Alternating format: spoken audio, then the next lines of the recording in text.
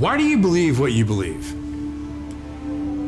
Because at some point in your life, you trusted the information that somebody was giving you.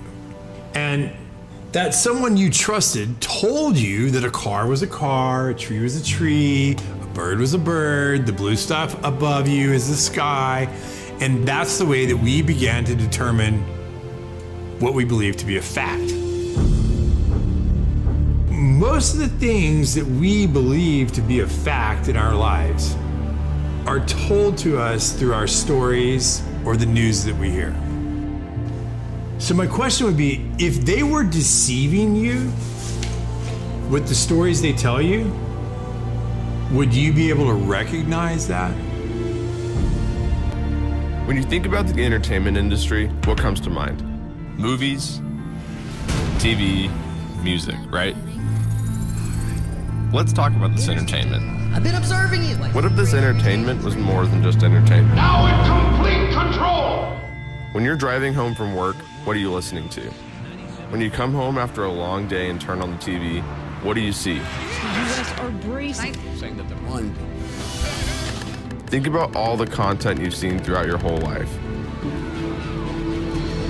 A lot of it has actually made us who we are today. So you don't know what's really going on. Have you ever stopped for just a second, though, and questioned the content?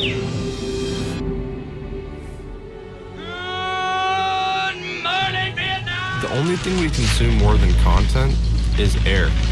But we actually think about the quality of the air we breathe. Maybe it's time to take a closer look at our content. And fear. Access. Our government's always controlled our content. The fight for freedom. We've just never paid attention. Freedom of speech. Message received.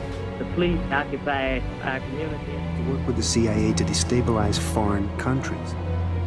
This media that we're consuming at such a rapid rate, we need to slow down and think about what we're consuming. Bullshit going on. What if the people in charge didn't have our best interests in mind? Now we have to ask ourselves, who's influencing our content? Is the CIA involved in Hollywood? Yes. Known as the father of psychoanalysis, Sigmund Freud claimed his father molested all of his siblings. Freud was a cocaine addict as well as a pedophile advocate who taught that children sexually lusted after their parents and that children who reported sexual abuse by adults had either imagined or fantasized the experience. He believed that women were the problem with society and all their problems stemmed from not having a penis. Freud's grandson, Sir Clement Freud, had been accused of molesting multiple young girls and was suspected in the disappearance of Madeleine McCann, Sigmund Freud's sister Anna Freud, whom Freud claimed was regularly molested and abused by their perverted father, gave birth to Freud's nephew, Edward Bernays, the father of propaganda. Bernays took his family work in psychology and used it to help governments and corporations manipulate the minds of the public. Hired by the American Tobacco Company, Bernays manipulated women into buying more cigarettes by convincing them that smoking was a form of feminist liberation. During the propaganda campaign, he dubbed cigarettes torches of freedom. Thanks to the Bernays and his family's twisted legacy, social engineering became big business. Modern psychology was used to exploit mankind's mental weaknesses, nature, and the public's lower desires, and turn people into mindless consumers. Is it any surprise then that the great nephew of Edward Bernays is none other than Mark Bernays Randolph, the co-founder and original CEO of Netflix? Does anyone really think this is a coincidence? Netflix has not only replaced network television as the premier home of pop culture, it is also continuing the degenerate and depraved social engineering of the Bernays Freud legacy. In 13 Reasons Why, Netflix was accused of romanticizing suicide during a recent increase of teenage suicides. In The Devil Next Door, they were accused of rewriting history to deceive viewers into believing that Poland was responsible for establishing Nazi death camps. In The First Temptation of Christ, Jesus Christ is depicted as a homosexual, and the Texas grand jury indicted Netflix for depicting child sex in the movie Cuties. Netflix and chill, the new preferred method for brainwashing the masses, brought to you by one of the most depraved, degenerate families of the modern era. Turn it off and wake up now.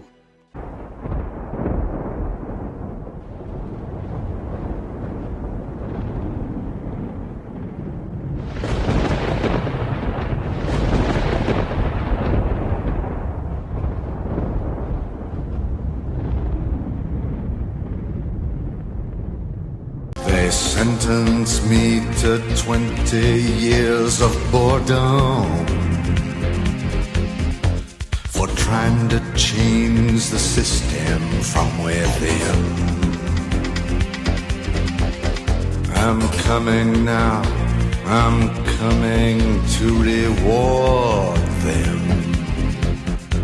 First, we take Manhattan. Then we take Berlin.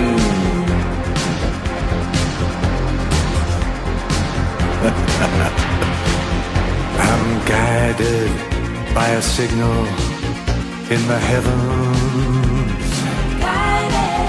I'm guided by this birthmark on my skin. I'm guided by the beauty of our weapons.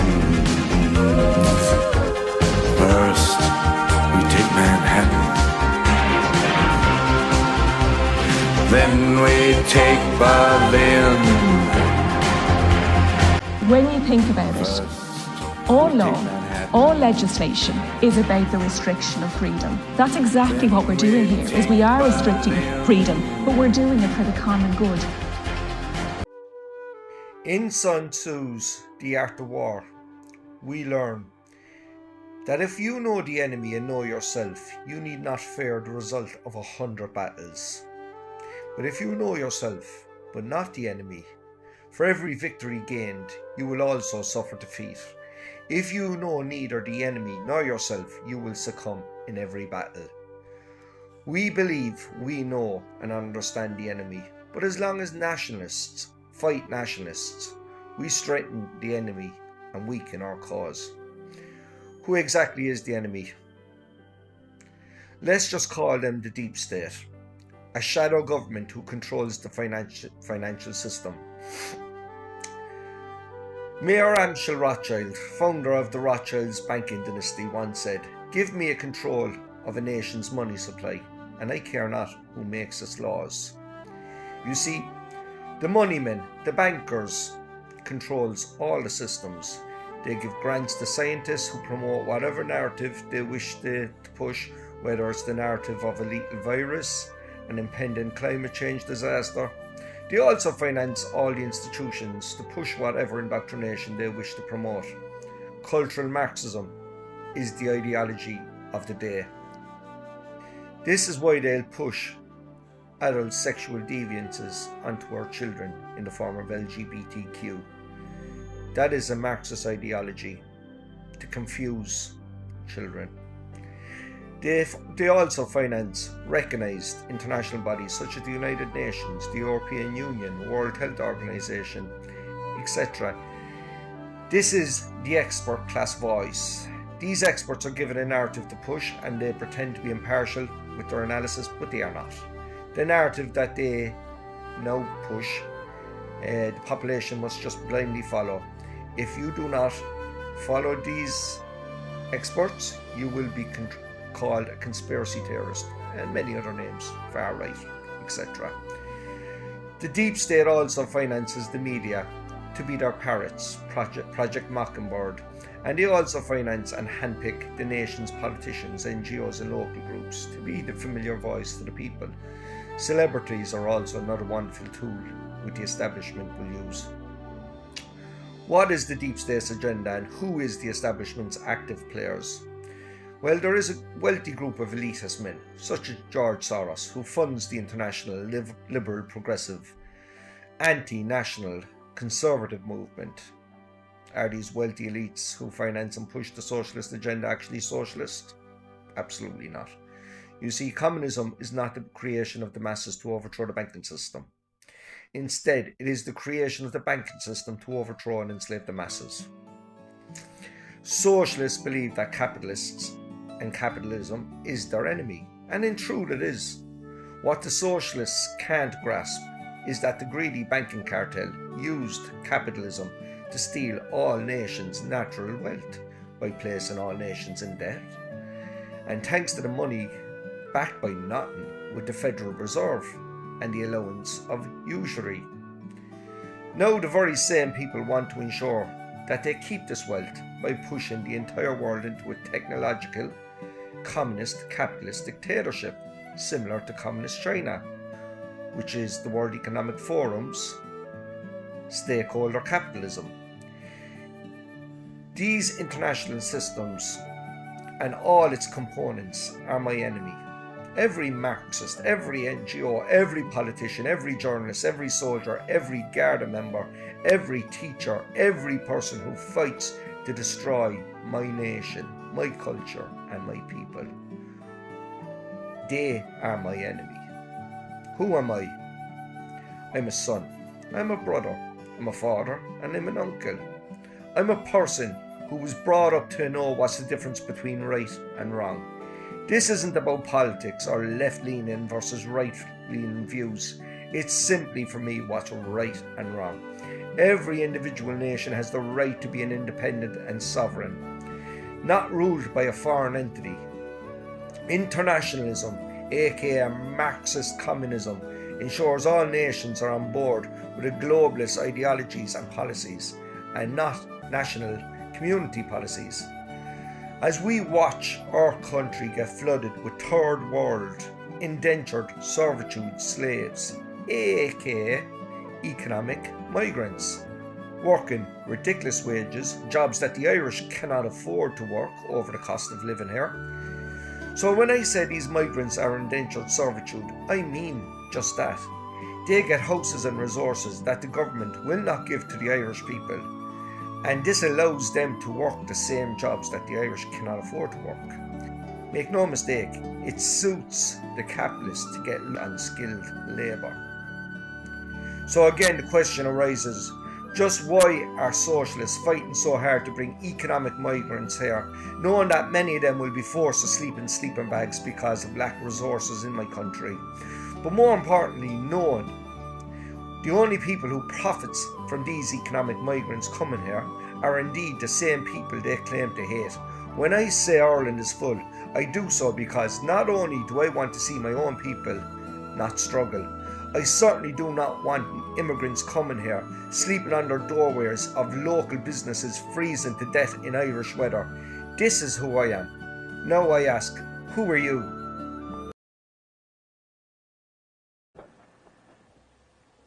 In 1943, the following directive was issued from party headquarters to all communists in the United States. It read, "When certain obstructionists become too irritating, label them after suitable build-ups as fascist or Nazi or anti-Semitic, and use the prestige of anti-fascist and tolerance organizations to discredit them. In the public mind, constantly associate those who oppose us with those names which already have a bad smell. The association will, after enough repetition, become fact in the public mind."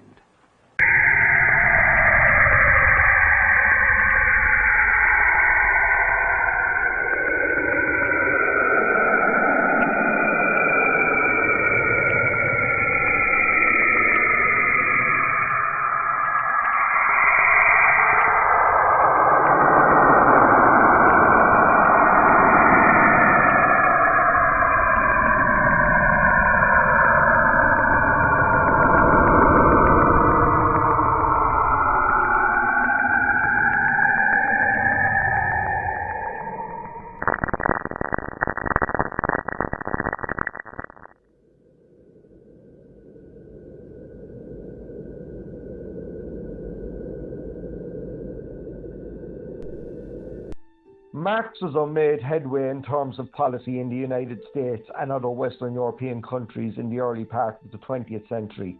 However, orthodox Marxists had a major problem by the end of the 1910s.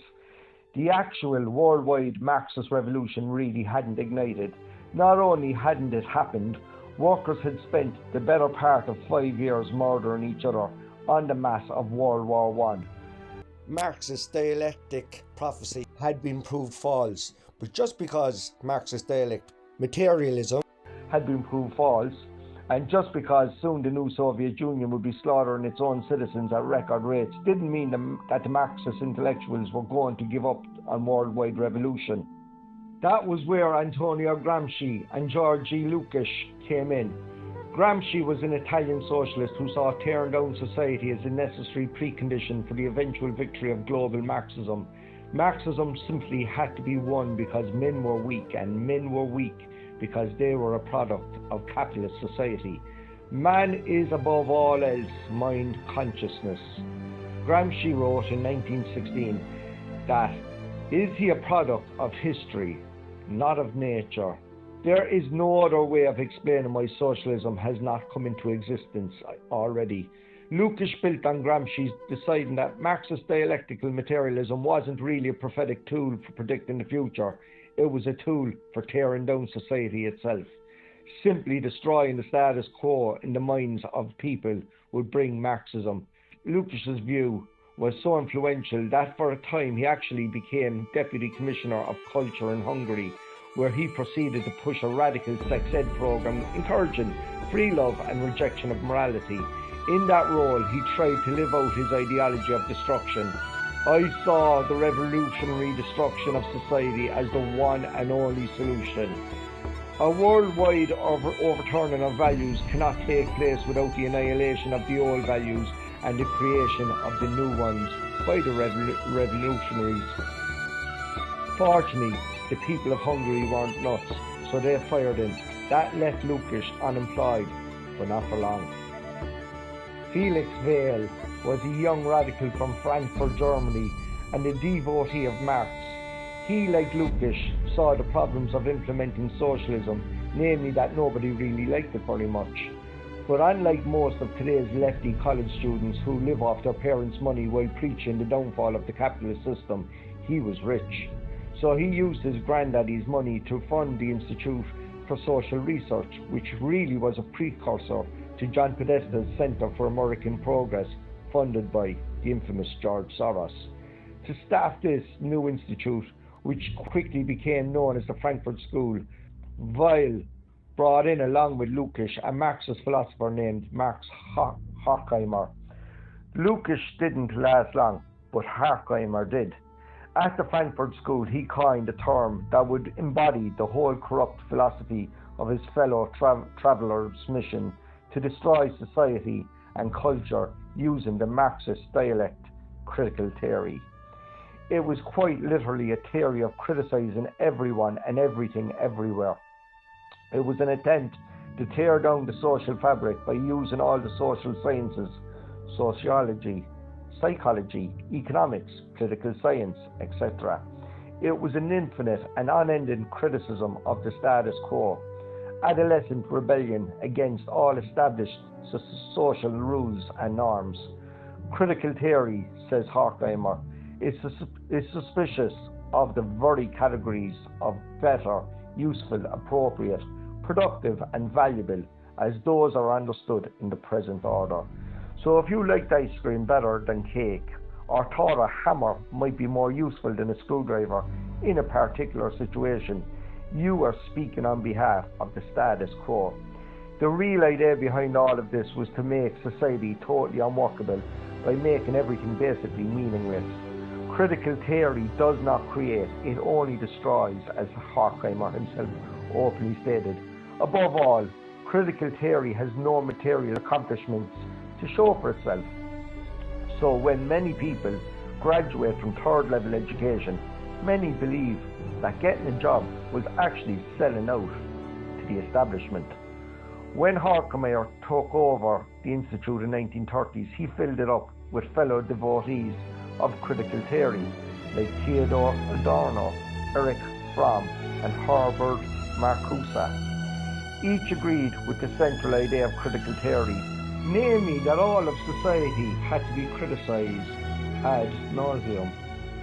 All social institutions levelled, all traditional concepts decimated. Marcuse later summed it up well. One can rightfully speak of a cultural revolution since the protest is directed toward the whole cultural establishment, including the morality of existing society. But we must undertake is a type of diffused and dispersed disintegration of the system. All of those boring, bleeding philosophers might have faded into oblivion, as so many Marxist theorists have. But the rise of Adolf Hitler prevented that. With Hitler's rise, they had to flee virtually all of them. Horkheimer, Marcuse, Adorno were all of Jewish descent, and they had no place to go, except for the United States. The United States is tradition of freedom and liberty, its openness to the outside ideas, and its highest value, freedom of speech, ended up making all America vulnerable to those who would exploit those ideals. They welcomed the Frankfurt School. They accepted them with open arms. They took full advantage. They walked right into America's cultural institutions, and as they started to put in place their leadership, their language, and their lexicon, too many chose to ignore them. And the most dangerous thing you can do with a driven leftist intellectual clique is to ignore them. We always feel that our incredible traditions of freedom and liberty will convert those to show up on our shores, that they will appreciate the way of life that we have created. Isn't that what they wanted to come here in the first place, so they can enjoy their freedoms? We can't imagine anyone coming here experiencing the true wonder that is living in our country and wanting to destroy that. But that's exactly what the Frankfurt School wanted to do. That's exactly what Marxists want to do. These aren't happy people looking for a new lease on life. Frankfurt School main thinkers was pushing cultural Marxism through psychology by blaming Western tradition for the rise of Nazism and the rejection of Marxism. This was fiction, of course, convenient rewriting of science to meet a political agenda.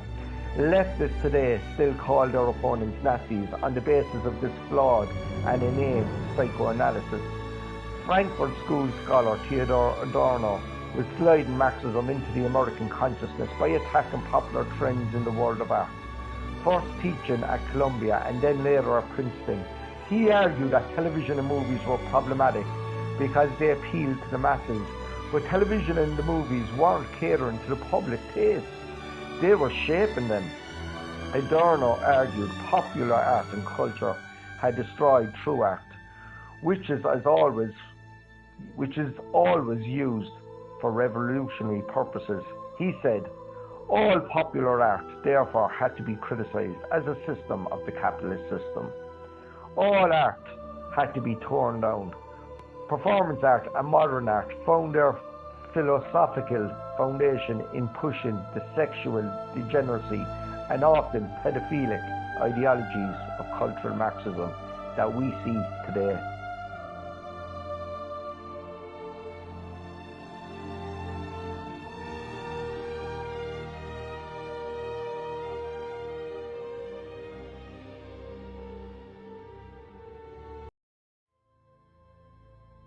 People ask, what is cultural Marxism? Let us begin with a very brief description. Cultural Marxism is a broad term which refers to the advocacy and application of critical theory, and more generally to the cultural, political and academic influence of certain elements within the contemporary left. The roots of cultural Marxism are to be found in what is commonly known as the Frankfurt School. The term arose informally to describe the thinkers affiliated or merely associated with the Frankfurt Institute for Social Research at the Goethe University in Frankfurt, Germany during the interwar period. Critical of both capitalism and Soviet socialism, they sought to address the perceived shortcomings of classical Marxism in the pursuit of societal change. This work came to be referred to as critical theory. Defining or categorizing critical theory is exceptionally difficult, for it pertains to a broad, almost disparate set of ideas, individuals and approaches. The underlying and enduring aspect of critical theory, common to all its offshoots, nonetheless, is the creation of interdisciplinary theories that might serve as instruments of social transformation. During the 1960s, the Frankfurt School critical theory gained traction with some segments of the left-wing and leftist thought in both Europe and North America. Today, its influence is felt throughout Western academia, dominating the social sciences and humanities, gender studies and whiteness studies being two such examples. One of the most influential critical theorists and an original member of the Frankfurt School was Herbert Marcuse. Just a mere glance at any paragraph written by Marcuse will set alarm bells ringing for anyone even remotely familiar with the current culture of intolerance on college and university campuses throughout the world. Consider the following passage from his 1965 essay, Repressive Tolerance. The small and powerless minorities which struggle against the false consciousness and its beneficiaries must be helped. Their continued existence is more important than the preservation of abused rights and liberties which grant constitutional powers to those who oppress these minorities. Social justice, feminism, neo-progressivism and post-colonialism, to name but a few, are all movements inspired by or born out of critical theory, and thus all come under the umbrella of cultural Marxism. Be it gender, sexual orientation, family, race, culture or religion, every aspect of a person's identity is to be questioned, every norm or standard in society challenged, and ideally altered in order to benefit supposedly oppressed groups. Classical Marxism saw class conflict as occurring between the bourgeoisie and proletariat, between the haves and the have-nots, whereas cultural Marxism views such a conflict as existing between the oppressed and the oppressors, between those with privilege and those without it. The working class has been replaced by minorities. Majority groups are typically defined as privileged and oppressive, with minority groups accordingly labelled underprivileged and oppressed. Heterosexuals are oppressive. Cisgender people are oppressive. Whites are oppressive, especially white men. Christians are oppressive. Those that do not fit into these groups are thus considered oppressed. It stands to reason, therefore, that if heterosexuals are oppressors, the solution is to encourage other forms of sexuality. If whites are the oppressors, the solution is racial diversity. If cisgender people are oppressors, then the solution is to encourage transgenderism. If Christians are oppressors, the solution is to propagate Islam. Theodor Adorno, another original member of the Frankfurt School, wrote a book entitled The Authoritarian Personality, in which he defines parenthood, pride in one's family, Christianity, adherence to traditional gender roles and attitudes towards sex, and the love for one's own country as pathological phenomena. This tendency to pathologize opinions and life patterns which are not in accordance with its own political ends is characteristic of cultural Marxism. Different views are thus described as irrational fears or phobias. For example, a person who feels uncomfortable living as a minority in an area dominated by Muslim migrants may be described as an Islamophobe, since wishing to live amongst those culturally and ethnically different to oneself is considered sick and phobic. When Pakistani Muslims living in Britain, by contrast, show in-group preference, converting entire sections of a town or city into a mini Pakistan, there is no sickness, no phobia, only multiculturalism. 20 years ago, there were no Pakis here, no one was doing nothing. But now, the Pakis are with a stamp, man, trust, you know what I mean? That think 20 years ahead, boy, fuck knows, man, this is going to be Pakistan. Or England, be Pakistan, man. They're all fucking shipping over.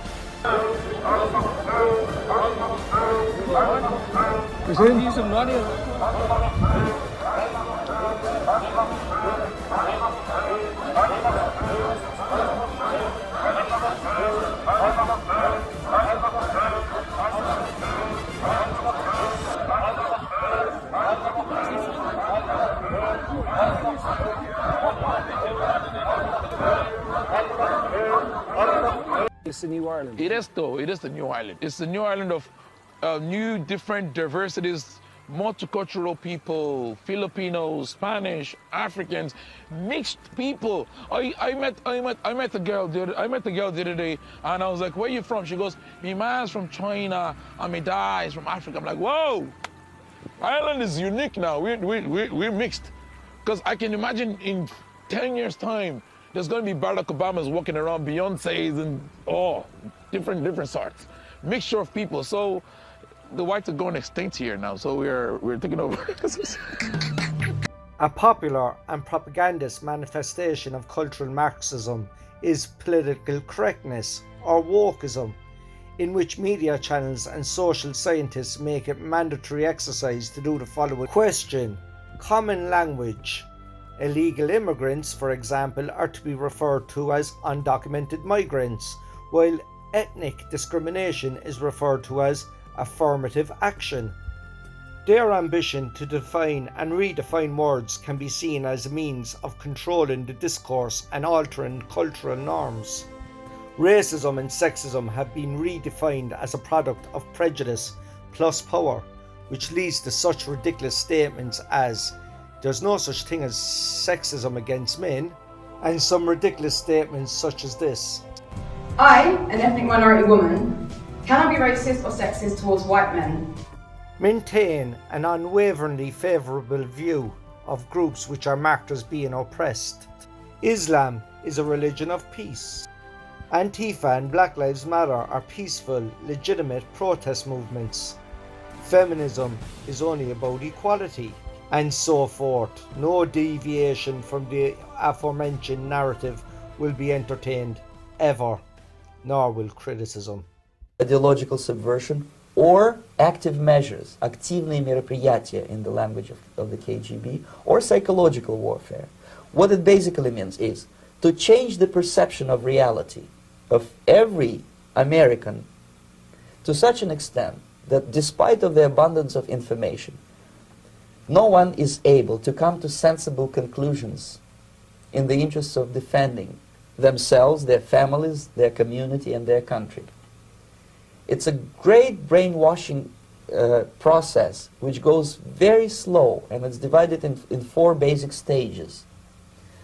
The first one being demoralization. It takes from 15 to 20 years to demoralize a nation. Why that many years?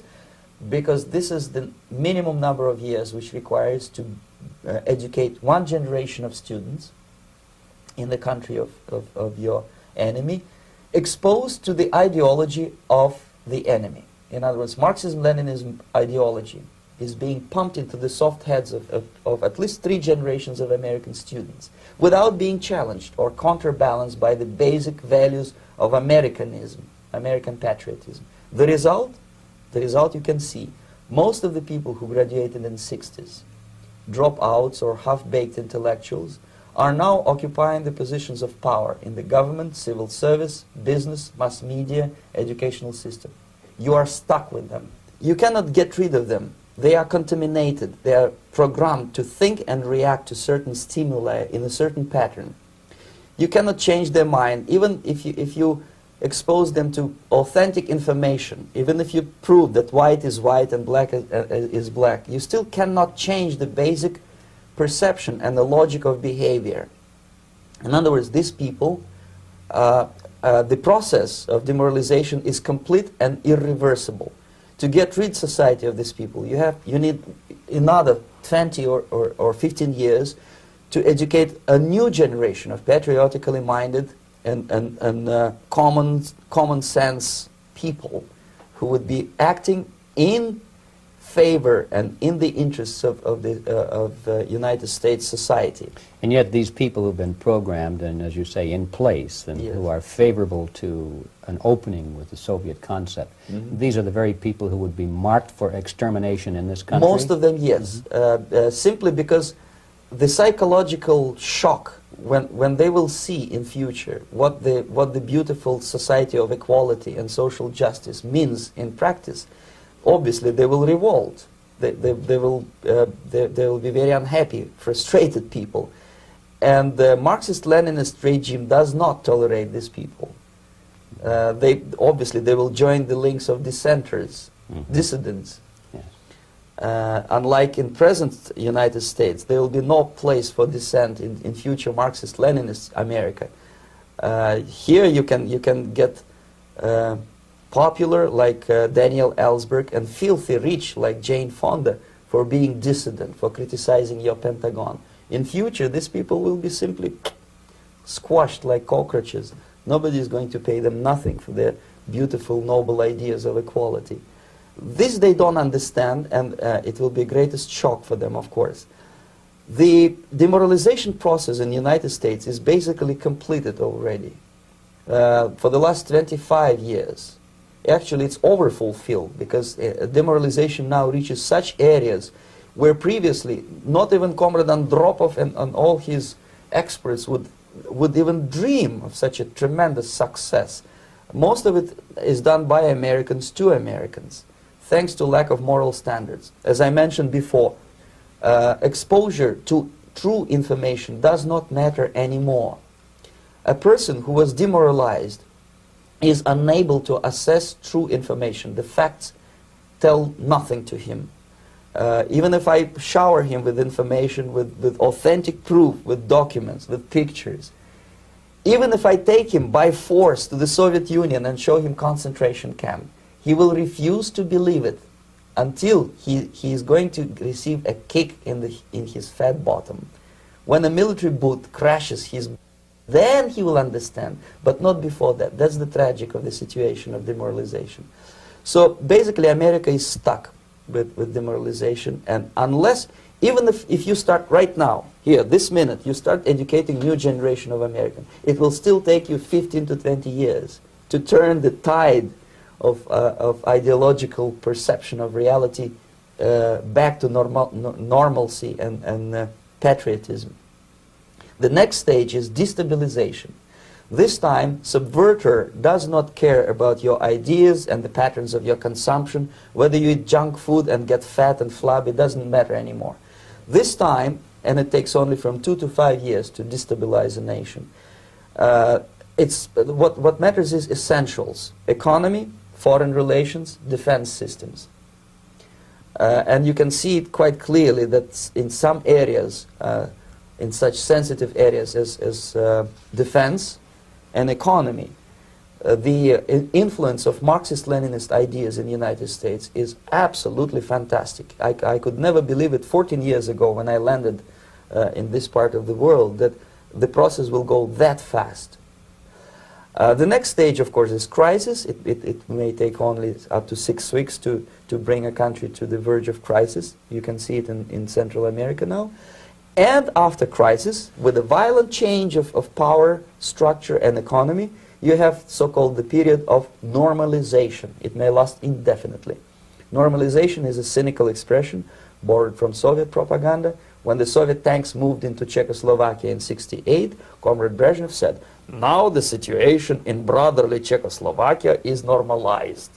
This is what will happen in the United States if you allow all these schmucks to bring the country to crisis, to promise people all kind of goodies and the paradise on earth, to destabilize your economy, to eliminate the principle of free market competition, and to put a big brother government in Washington, D.C., with benevolent dictators like Walter Mondale, who will promise lots of things, never mind whether the promises are fulfillable or not. He will go to Moscow to kiss the bottoms of new generation of Soviet assassins. Never mind. He will create false illusions that the situation is under control. Situation is not under control. Situation is disgustingly out of control. Most of the American politicians, media, and educational system trains another generation of people who think they are living at a peacetime. False. United States is in the state of war, undeclared total war against the basic principles and the foundations of this system. And the initiator of this war is not Comrade Andropov, of course. It's the system. However ridiculous it may sound, the world communist system or the world communist conspiracy, whether I scare some people or not, I don't give a hoot. If you are not scared by now, nothing can scare you. But you don't have to be paranoid about it. What actually happens now, that unlike myself, you have literally several years to live on unless the United States wake up. The time bomb is ticking. With every second, the disaster is coming closer and closer. Unlike myself, you will have nowhere to defect to, unless you want to live in Antarctica with penguins. This is it. This is the last country of freedom and possibility. The communists succeed because most people that promote communist causes are not actual communists. They're the useful idiots that Lenin called them. It gives their cause an air of legitimacy that it would never have if it was identified with communists and communism. So why is it being so easy for them to get people on the left who aren't actual communists to push forward their agenda? Well, once you look at a political scale, it all makes sense. On the far left, you have 100% government, and on the far right, you have zero government. Anarchy is no government and doesn't make sense at all. So the actors who plays far-right anarchists pushing to defund the police, like Black Lives Matter, even though they're Marxist left-leaning, they are far-right agitators, not far-left. Anti-fascist Action, a 1930s communist militant group of foot soldiers who is run in Ireland by mainly Sinn Féin, are the Marxist element of the Irish Republican Army. Antifa has in its ranks both far-right anarchists who brings the chaos needed and far-left totalitarians who dictates the order out of chaos. People believe politics is between right-wing and left-wing. It is not. You have internationalism, which is totalitarian by nature and usually uses socialism, neoliberal progressivism or democracy to take down a nation. Countering this, you have nationalism. This is where all nations patriotic indigenous people believes in conserving the nation's sovereignty, culture, heritage and race. On the far left, you have socialism, communism and Nazism, all systems that have a socialist form of government with only slight variances between them. Traditionally, Ireland's political parties such as Fianna Fáil, Fine Gael were slightly to the right of centre, and political parties such as Sinn Féin, Labour, Social Democrats were slightly to the left. But in recent years, through the radical influence of the media, Hollywood and the multitude of Marxist professors in our universities and education system, all parties have slid into the left, with the traditional left-leaning parties going so far they have openly joined hand in hand with the Marxist radicals. That's why all parties work together. All the groups on the left now have the same goal, a socialist, communist Ireland. I thought we were over communism, that the brave soldiers that we looked up to from wars that we learned about in school had won against the real enemies. When the Berlin Wall came down, we got to see how communism was defeated, because we now need to study this, because we are once again fighting against communism, but this time on Irish soil. They aren't attacking us like we feared in the Cold War or previous wars. No tanks or guns needed. They attack us from within our institutions that the deep state puppets have carefully been placed in all important areas of Irish society. Communist spies have embedded themselves into all walks of life. The Marxist infiltrators could be your neighbour, your doctor, your teacher, your sports coach. Like a game of chess, communists have been carefully placed into all areas of life, ready to checkmate the population and bring about the New World Order. They have infiltrated the education system and indoctrinated many of Ireland's children and turned them into eco-communists by pushing Greta Thunberg's the Green Agenda. The Green Agenda is the icing on the cake of the communist revolution. It's great to be back in New York.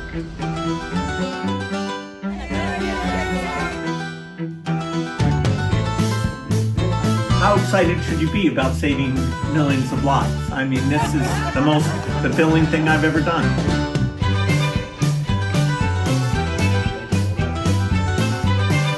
Person to person.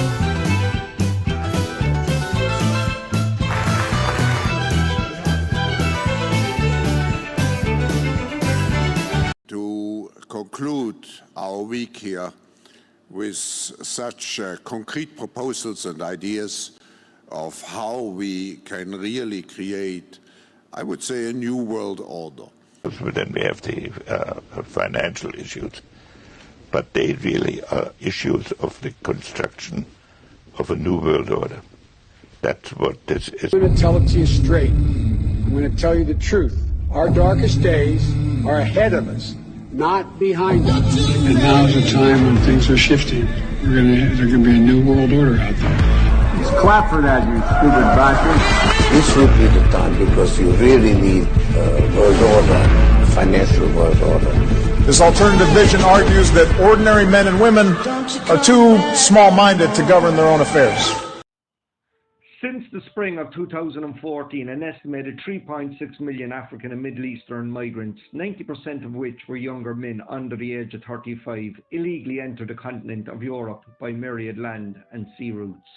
This unprecedented event, precipitated and managed by the hostile liberal elite, then required continuous mainstream propaganda and NGO support for the native European population to willingly accept its continued demographic demise. The details have been researched so abundantly that there is no need to discuss them further. However, what has never been explored to any significant degree is how the costly billion-dollar international scheme was paid for and how the poorest people on earth were somehow able to walk right into the nations of Europe, which often required cold, hard cash and hidden sums that they simply couldn't afford.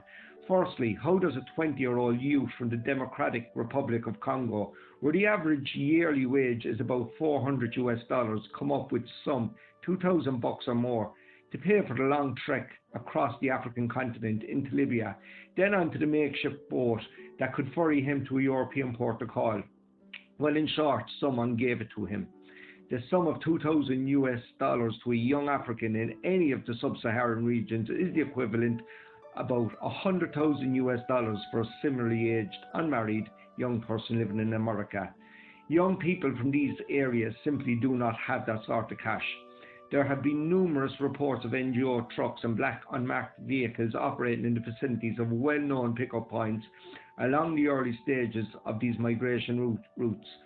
And although these culprits, handlers and exchanges of currency have been difficult to source, there is no question that large quantities of money are being funneled in somehow.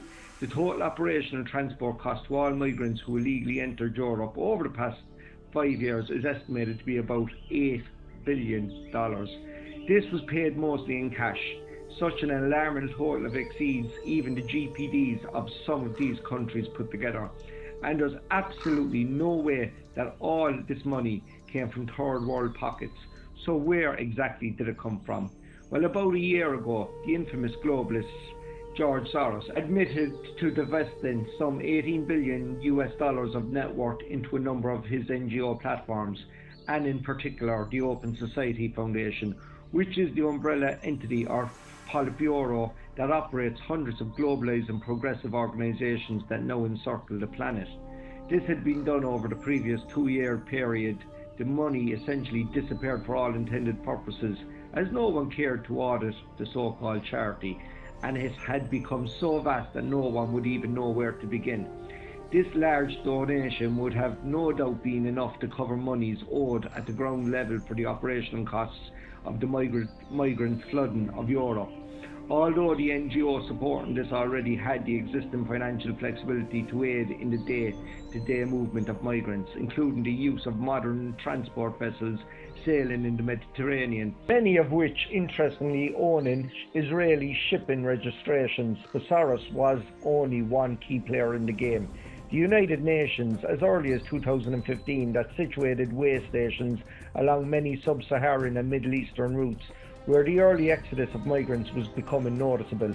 These were manned by the blue helmets supplying protection, food, water and sometimes even shelter under the guise of refugee centres in so-called demilitarised microzones.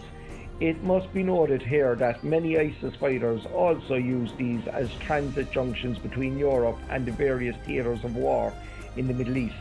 Like nearly all multilateral organisations, the United Nations financial base is mostly funded by Western, that is to say, white middle-class taxpayers.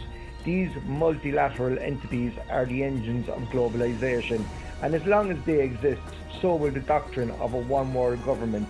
The United Nations, in this case, mapped out migrant routes into Europe that they wanted secured, while most likely recommended to NATO High Command to restrict its military actions along those traffic lines.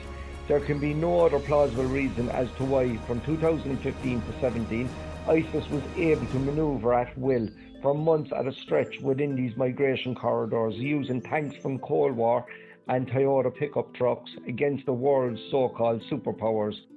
Whether it be the Clinton or Bill and Melinda Gates Foundations, non-profit organisations such as Midday Songaman, governmental donations taken from income tax pools, the trillion-dollar skims from debt-based currency, creation by the central banks or the carbon tax, hundreds of billions of dollars have been taken from the white working populations of the West, only to be directly invested into multilateral organisations who then inform and direct the policies of Western liberal states that are intended to gradually and systematically eradicate these very people. Well, the synthetically engineered migrant crisis is just another phase of this well-financed genocide, the only novelty being that native Europeans are footing the bill for their own demise. And while Mother Nature had earmarked the fossil peoples of Africa for extinction, which should have been in full swing at present, the modern-day adherence to the Kudinov-Kalergi plan model via billion-dollar health initiatives and medical aid redirected this revolutionary trend by ramping up their reproductive rates to the highest in world history, so much so that by the end of the century they will number 4.5 billion people, of which an estimated 500 million are being planned for transfer onto European soil. These nightmarish numbers are simply staggering, but this is where the Global Migrant Initiative eventually wants us to go, and it will happen as long as Western populations continue to vote left-wing and liberal while allowing their hard-earned money to fund the NGOs, Soviet-style cooperative monopolies and multilateral globalist entities. In the meantime, the enemies of Western civilization will continue to indoctrinate the younger generations to vote for their own demise, while your democratically elected leaders continue to rack up trillion-dollar debts that will someday act as a funeral pyre upon which the corpse of European man shall be burnt.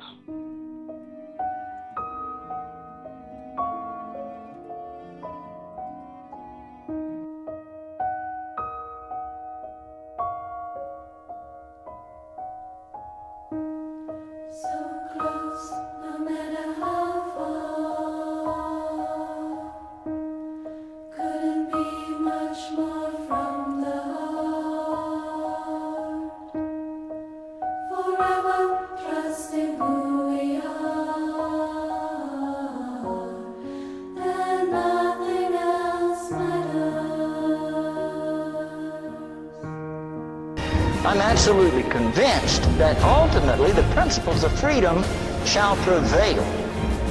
I know that that will happen. I may not live to see it. I won't live to see it. But truth cannot be extinguished. And our great society promotes the discovery of truth, not the suppression of it. And those of you who are involved in the climate change issue know that it is the goal of the international community, those who believe in the Rousseau socialist philosophy of governance. It is their chief objective to suppress truth in order for the propaganda to prevail that supports their power.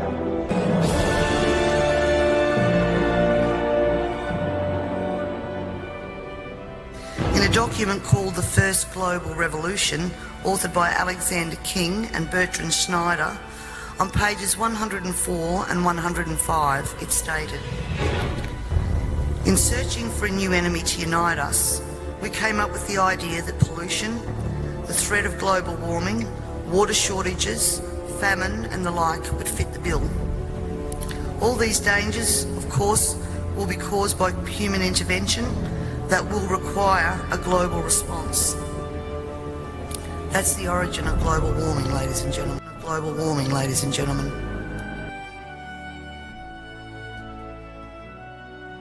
It will be a big revolution to bring companies and governments to really give importance to the long term. That would be a revolution. I hope that it can occur in a civil way, and I mean civil in a peaceful. Peace doesn't mean that everybody's happy, but it means that conflict isn't solved through violence, through force. We can't get to net zero. We don't get this job done unless agriculture is front and center as part of the solution. I mean, we could even have 8 or 9 billion probably if we have a very strong dictatorship and a low standard of living. You can have it, but we want to have freedom and we want to have a high sentence, so we're going to have 1 billion people. And we're now at 7, so we have to get back down. So a key issue here is the speed of the decline. We hope for a slow decline because that gives you time to adjust. So a key question is, what is the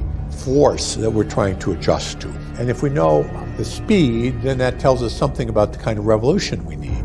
So we need personal revolutions. We need people to reimagine a lifestyle which requires much less energy and material. A minister of, let's say, agriculture would do something which actually makes the farming situation seem worse in the short term, but means 5 years from now you have less energy requirement or less environmental damage or something like that. That would be a hard revolution. We need all of those kinds of things. But because we need to get to zero emissions by 2050, we have to come up with an alternate way, which isn't too much more expensive, to perform those same activities without emitting any greenhouse gases. People began to talk about a world in which greenhouse gas emissions and greenhouse gas removals balanced each other out, so that the overall effect was net zero. We'll need to go from a world economy that pumps out on the order of 40 billion tons of CO2 a year to one that sucks down, that is, removes billions of tons per year in the future to get to that net zero future. Bill Gates and his 17-year-old energy company TerraPower are planning their first cutting-edge nuclear power plant. So this company TerraPower that I'm very involved in, it is talking with Chinese partners. It's signed some agreements where the pilot plant, there's a good chance it will be built first in China, but then it will be for global usage. I don't use some of the less proven approaches. Such as? I don't plant trees. Some people would even say that if you just planted enough trees, it could take care of the climate issue altogether. And that's complete nonsense. Okay. I mean, are we the science people or are we the idiots? Which one do we want to be? 50 years ago, nearly everybody considered unlimited growth as the only pathway to greater prosperity for all. And then there came a group of young scientists and showed that there are indeed limits to growth.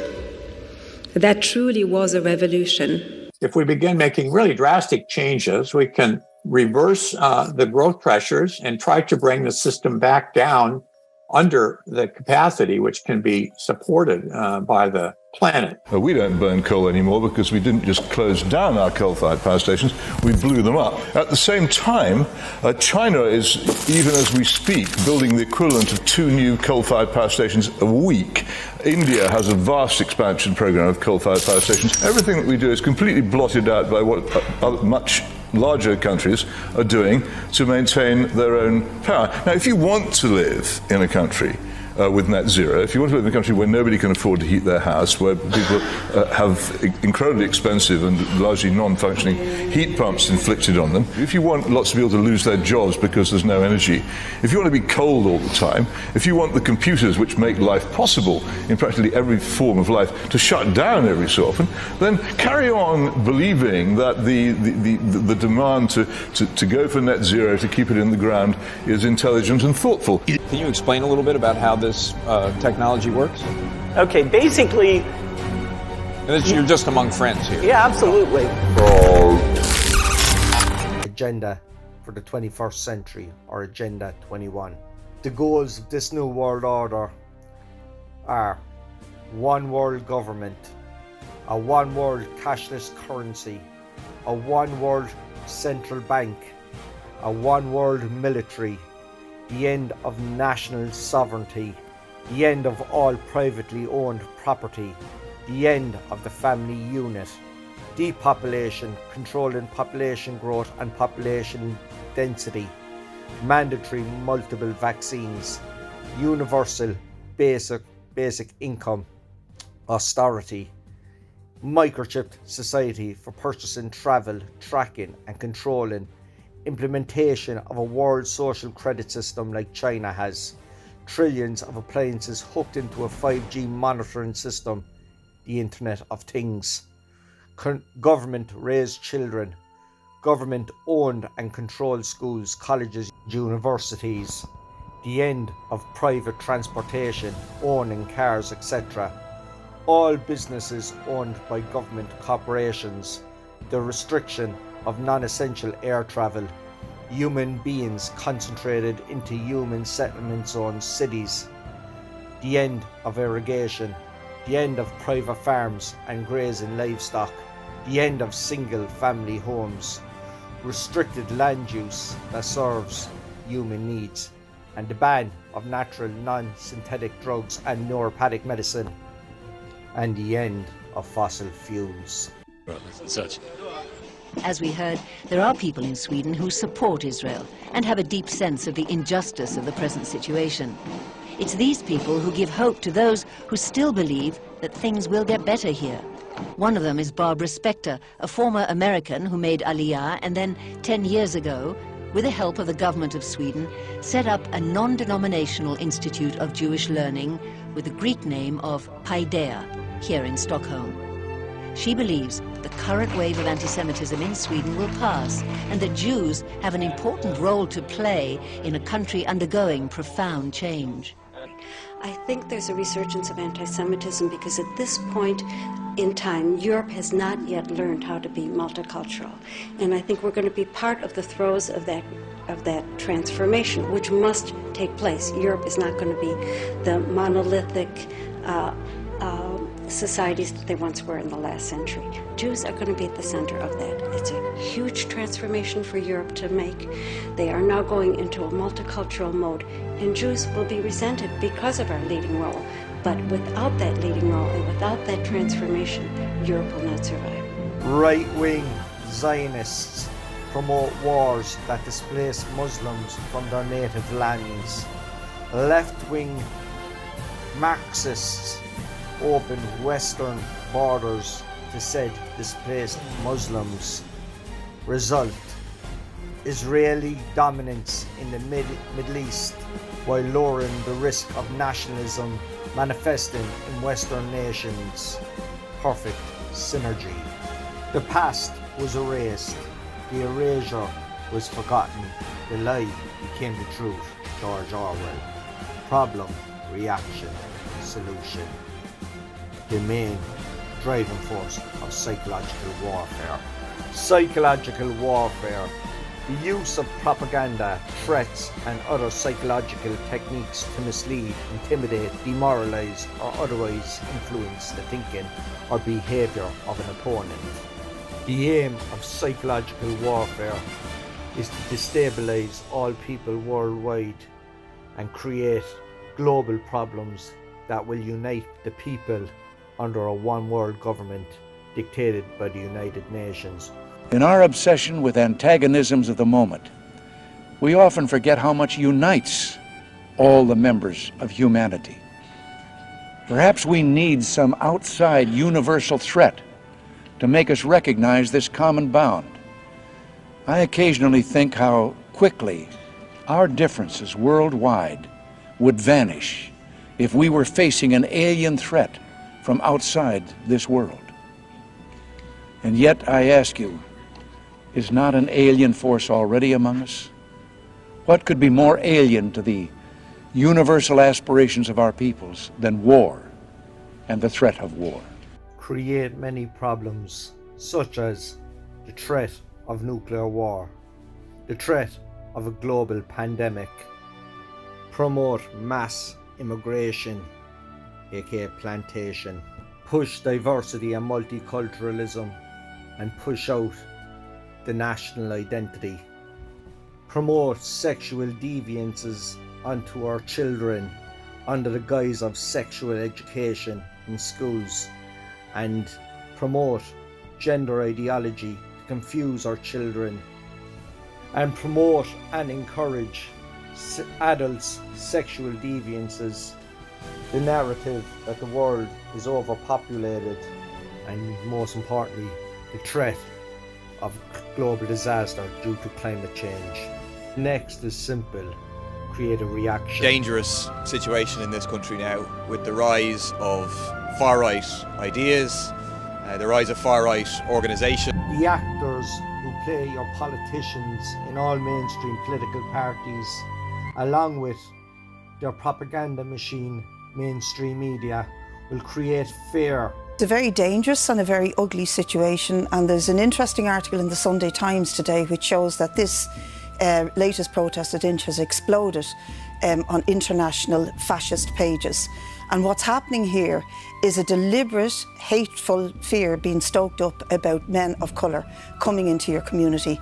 And you see the banner there at Santry, protect our women and children. To create division amongst all we the people, to start fighting amongst left-leaning and right-leaning people. Most normies will see this as just political stunts, but I can assure you it is not.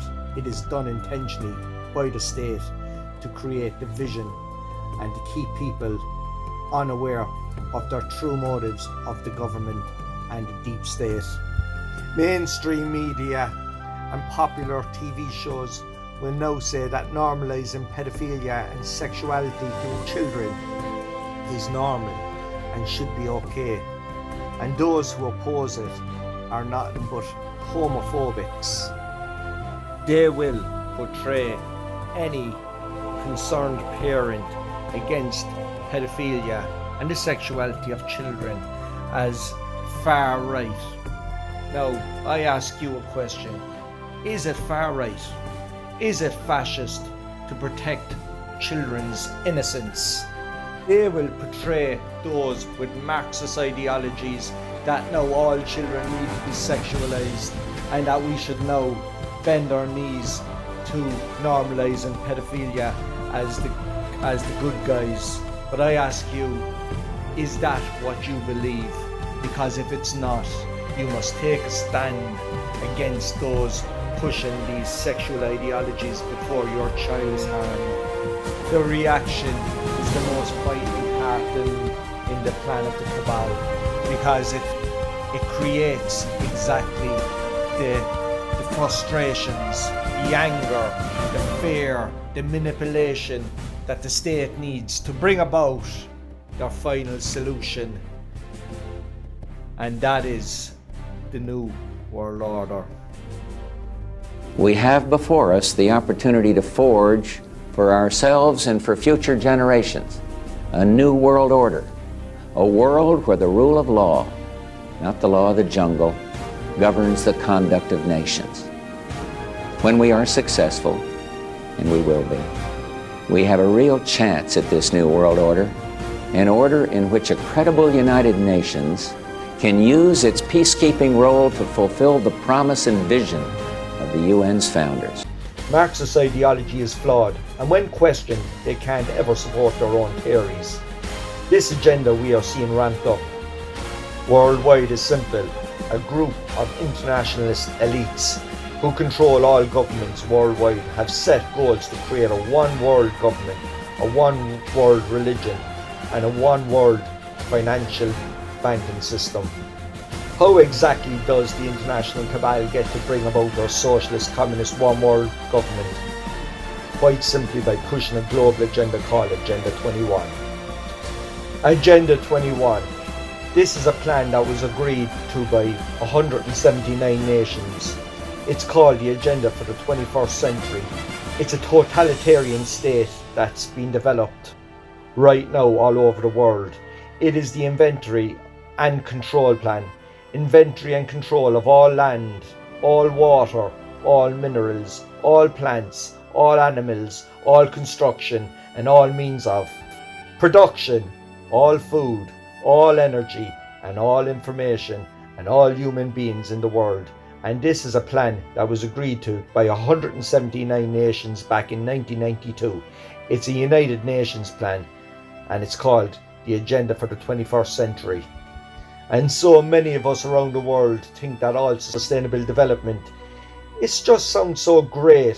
Isn't it just about recycling and creative reuse and in creating energy and food resources for everyone? But the answer is no, it really is not.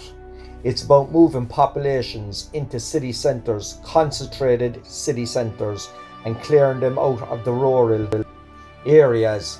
All systems have to be brought into harmony in order to control them, because when systems don't meet, when they are out of balance or not in sync with one another, they cannot be controlled centrally.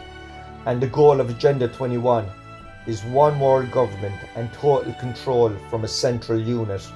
Every nation that's signed on to Agenda 21 has its local Agenda 21 plan, and people in the Republic of Ireland are completely unaware of this. If I go out and talk about this, the likes of RT or the Irish Times and all other internationally owned mainstream media outlets will attack me and call me a far-right conspiracy theorist, which is totally ridiculous. It is a conspiracy, but it's not a theory, it's a fact. The three pillars of the United Nations Agenda 21 are economy, ecology, and equity. The three E's, and everyone sort of thinks that they know what that means. The idea of social equity, it must mean that while everyone's going to have access to clean water and clean air, and no one's property is going to be used as a dumping ground because they are at poverty level. But really, what social equity is about is impoverishing huge portions of the population and bringing down the developed nations. Everything that we're looking at now is destined to collapse. Our economies, it's a totalitarian state being developed right now all over the world.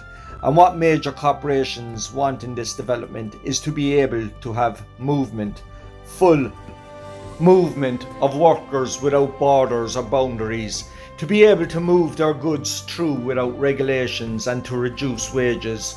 And so this is the goal. So this is what you find with social equity, and of course economy and ecology is about. These are the three circles: economy, ecology and social equity, and where they meet in the centre is balance. But really, that balance is a communitarian balance. So it's not a balance of the well-being of its people. What it is it's a balance of corporations so that they can exploit and control and have populations in an area, in tightly packed dense areas, so that they can be surveilled and managed. And this is what that balance looks like as far as the development of a totalitarian state. The mainstream media is owned by 5 major corporations, and you're not going to get this information from the mainstream press, so you need to be your own press. You need to educate yourself. You need to get out there and educate your neighbours, your community, your real community. You need to help your children understand that they are being indoctrinated from pre kindergarten to postgraduate school. All of us have a responsibility to ourselves and to others. This is true community, to work for a personal freedom. And always remember that even though we work as a group, if we do work as a group, we're all individuals in those groups, and we answer only to ourselves. And this is essential. It's essential as free human beings. This is what we are. We are free, and we need to continue to be free. And I do believe that we will win. But we have to become aware that there is a fight, and then make our friends and our neighbours and our community aware as well. And most importantly, work together. This plan was never agreed to by we the people. Instead, it was forced on us by a group of wealthy internationalists who decided how every sovereign person should live. This is not freedom. This is dictatorship. Say no to Agenda 21. Take one frog and put it into cold water and add boiling water to it. The frog will jump out. However, if you heat the water very slowly, the frog will just sit there and sit there and sit there all the way to 100 degrees centigrade. Of course, we're a lot smarter than a frog, aren't we? You see, communism is that boiling water. People will never accept communism outright. So instead, the government adds more and more socialism, slowly and slowly and slowly, till there is total socialism. Total socialism is communism. People will watch more and more of their freedoms eradicated. They will see everything that their ancestors fought and died for being eradicated. For communism to succeed, the nation has to be destroyed. Socialism is the trap to enslave humanity. Socialists believe that communism and socialism is the creation of the workers uniting, rising up against the corrupt bankers and the greedy political system. For the best part, they believe capitalists are the enemy, and in truth, they are. What these socialists and Marxists do not realise is that socialism and communism were never the creation of the people to overthrow the greedy capitalists in the political system. It was the creation of the greedy capitalist and political system to overthrow and enslave the people. That is why in all communist regimes, the rich get richer and the middle class and the working class get poorer. You will own nothing and you will be happy. This is why all left-leaning Marxists throughout history revolted against the regime they helped to build. They believed that in this new utopia, that the communists will give them security and stature because they fought hard to bring about the communist state. But those who financed the communist revolution were never really socialists. So once the Iron Curtain comes down, the useful idiots are no longer useful. How has Ireland got to where we are today? The answer, the slow eradication of everything that made us who we were. We have turned our back on our people, on our nation and on our heritage and culture and our race. But how can government achieve this without the people knowing what they are up to? How can they get away with this without the entire nation revolting? There are two answers to controlling a demoralised people. 1. Keep the mass distracted with endless amount of bread and circuses. The circuses of the football and rugby arenas, and just enough crumbs of bread to keep the people above water. As our politicians and journalists become millionaires, the people fight about how much their neighbour gets of social welfare. If you collect 100 black ants and 100 fire ants and put them in a jar, nothing will happen. But if you take the jar, shake it violently and leave it on the table, the ants will start killing each other. Red believes the black is the enemy, while black believes the red is the enemy. When the real enemy is the person who shook the jar, The same is true in society. Men versus women, black versus white, straight versus gay, religion versus science, etc. Before we start fighting each other, we must ask ourselves, who shook the jar? Throughout history, governments have ruled and dictated its peoples, whether it was ancient Rome, Mao's China, or Soviet Russia. Tyrants have ruled by either force or psychological warfare, using either coercive measures or the use of propaganda, or even both. Ancient Rome found an excellent way of keeping the people happy under tyranny. The tyrants gave its people food, such as wheat, for complying with the dictator's mandates, as a sort of social welfare payment, and they also created entertainment to keep the people distracted, such as the gladiator arenas. Today we have football, Netflix, and other entertainment services. This is where we get the term bread and circuses. Keep the people happy enough so they don't rebel, while the government shakes the jar harder and harder and takes more and more of your freedoms from you. Ireland has been going through something of an identity crisis for decades. But it's only really now people are becoming aware of it.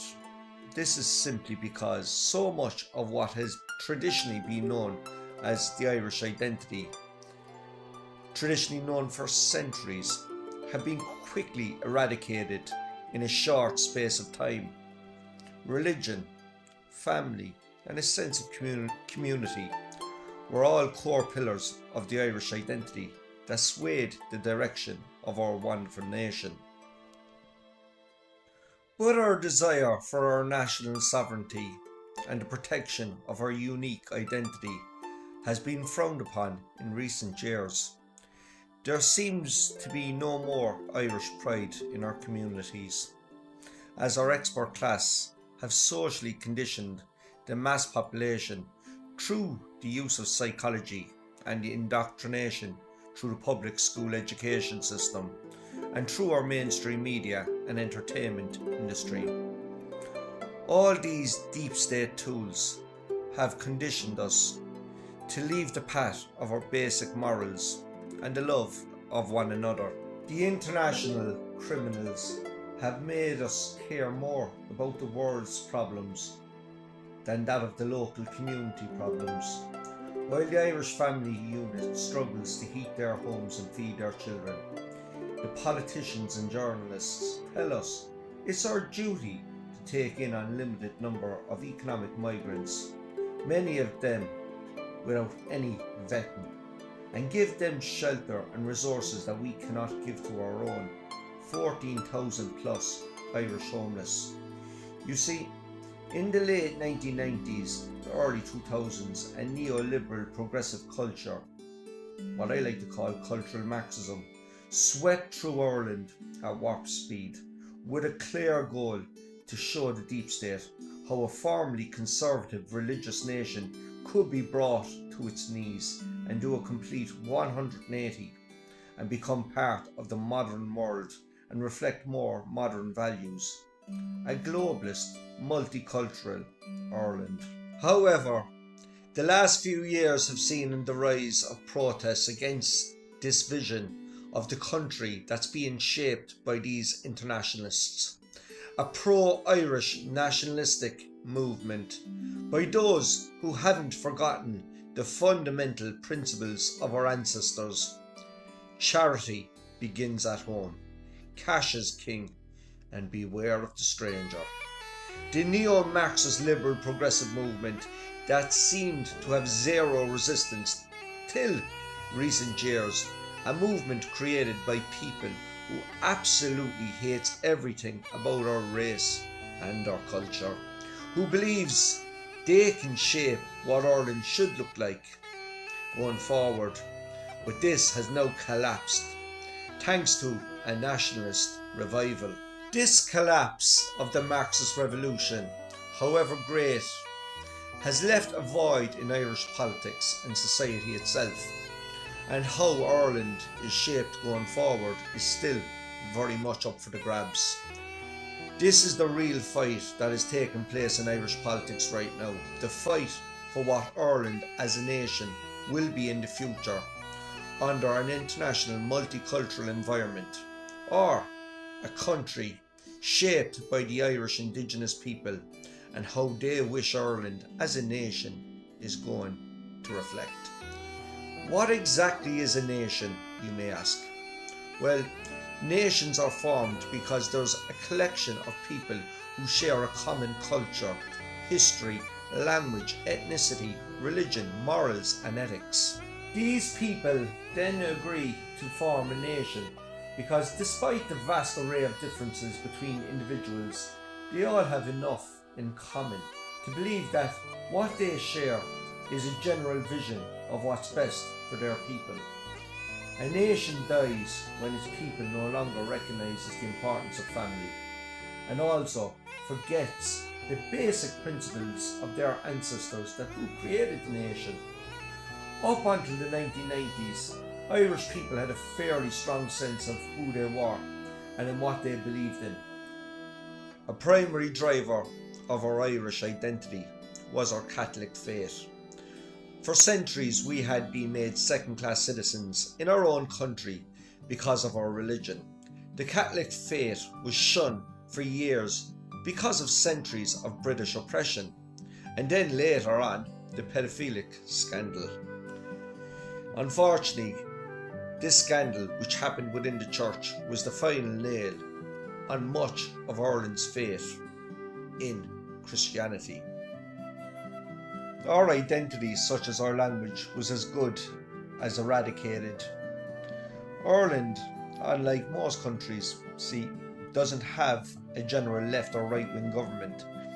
The only two parties that ever existed in Ireland really were Fine Gael and Fianna Fáil, who are virtually identical on political philosophy and policies, except where they disagree on certain things over 100 years ago on how Ireland separated from Britain. And now the so-called opposition party, Sinn Féin, who were known as being pro-Irish nationalism, is more resemblant of an Islamic terrorist organisation. Along with its Marxist philosophies, it is more anti-Irish than it being a pro-Irish political party. You see, every political party in Ireland is fully controlled by the deep state, pushing internationalist policies and international culture, aka multiculturalism, which knowingly eradicates our national culture and our national identity. Irish nationalism began to fade away because simply the Irish people forgot who they were and what our ancestors fought and died for. And with that, international organisations such as the United Nations and the European Union became heavily involved with Ireland's policies, and it started to shape Ireland's culture. These organisations believe that they can simply decide the direction of our country, as we simply outsource all our nation's identity and culture to whatever the dominant ideology at the time is. And that ideology right now is left-leaning, neo-Marxist, liberal progressivism. Since the millennium, the Irish political class have been almost entirely in lockstep with international institutions like the EU, even when the people clearly weren't. Even instances such as the Lisbon Treaty, where because our political party didn't like the answer we gave them, they made us vote again.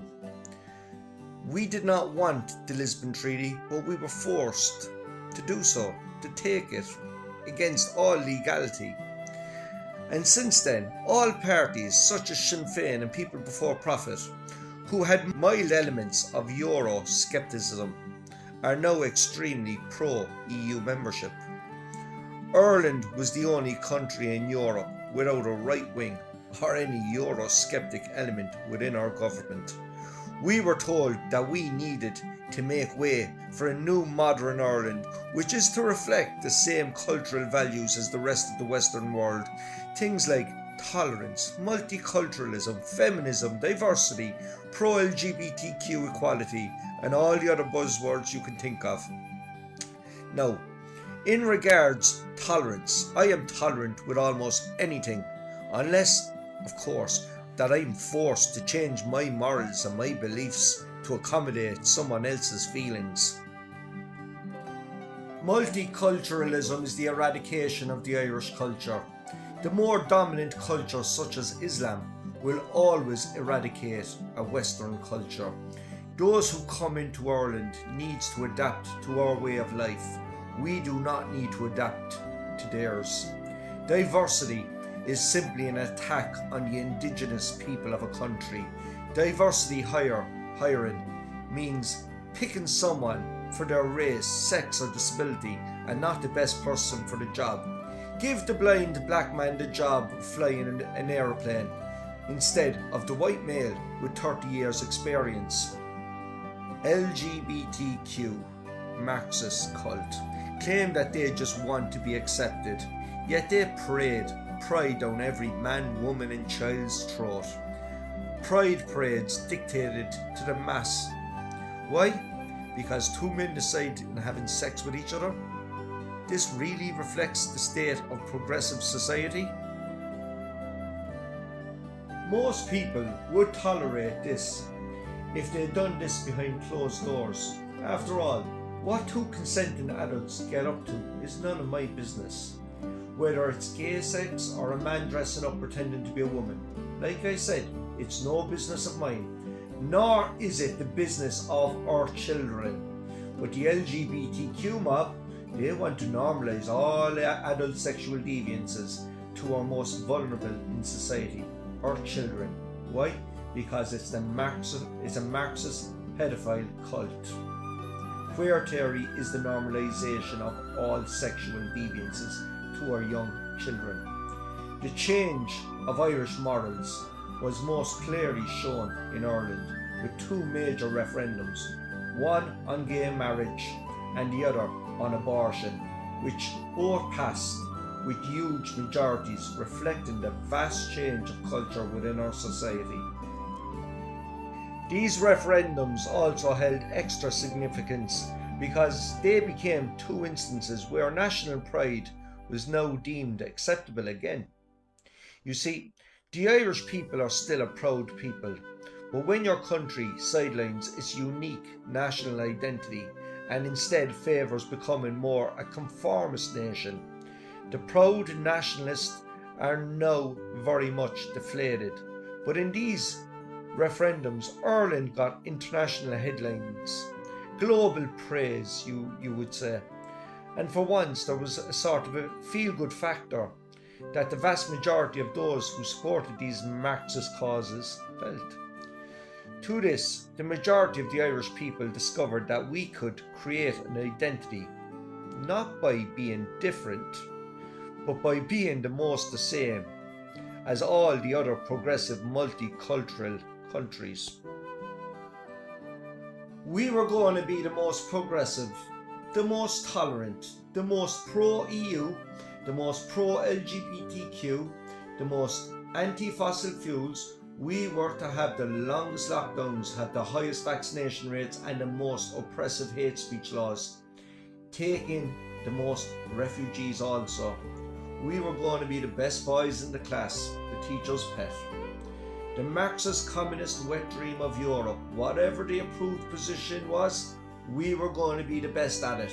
Push pedophilic content on our schools and libraries? No problem at all. Every politician, every journalist, every government institution, NGO, trade unions, and of course the state communist actors, anti-fascist Axion, every single one of them got right behind it. The progressive vision of Irish politics has gone virtually unchallenged for decades. That is until 2020 reared its ugly head. The COVID crisis, combined with a massive increase in immigration, has caused a near universally held consensus of what Irish political system should look like. All the parties pushing all the same international policies while ignoring community and national policies for years. But in the last 4 years, there's been a growing ever more vocal discontent in the direction that this country is going, and people are questioning the progressive direction of many things, including modern art. Bambi Tug, who isn't even a decent singer, but the praise she's receiving at the moment of all journalists, it's comical. She is now pushing the ideology of queer pedagogy, which I said earlier is the normalization of all adult sexual deviances on our children, along with the satanic ritual that we see. Ireland has now joined the top ranks of the Luciferian communist revolution. The question I asked earlier, what is a nation? Well, it's simply shared culture, history, language, ethnicity, religion, morals, ethics. These are the things that make a nation and a people. But thanks to private school Marxist indoctrination, if you ask a young person what are Irish values and morals, they will list buzzwords like tolerance, diversity, inclusion and equality, like they are reading a brochure created by a multicultural corporation. Ask them what Irish culture is, and they will say that we are multicultural, which by definition means there's not just one, but multiple foreign cultures. Replacing the native Irish culture your ancestors struggled so hard to preserve. None of these say anything about what makes the Irish people unique, what we believe, who we are, and who we wish to be. So people are rejecting these answers, and so too the progressive Marxist post-national future that's been prescribed to them. This is a war right now that we face as a nation. The war is an identity crisis. Questions that should be asked are, who are we? And should we fight to preserve the identity, nationality, and culture and race that our ancestors fought and died to protect? What kind of country do we want to be going forward is totally up to the Irish people, not the internationalists. The Irish establishment would like us to believe that the neoliberal progressive future of modern Ireland, that the communist 15-minute smart prison utopia is inevitable, written in stone, but it's not written in stone. It is written in chalk, and chalk can be erased at any time. I can't tell you what the future of this country is going to be, but for the first time in my life, people are starting to ask the right questions, and that is the first step to making real change a possibility. There is an entity in this world pushing hate, an international elite we will call the deep state. Divide and conquer is the game that they play. Black versus white, straight versus gay. But imagine an Ireland where we all come together, put our differences aside and unite for the better. They try to restrict on how we behave, but in truth they want humanity enslaved. They wage war on our nations by opening our borders like puppets on a string, or politicians blindly follow orders. Divide and conquer is just what they do. They want to see me fighting you.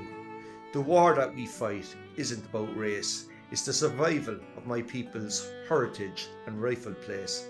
And Ireland for all is a wonderful theory, but exactly where does that leave my people? I need to query.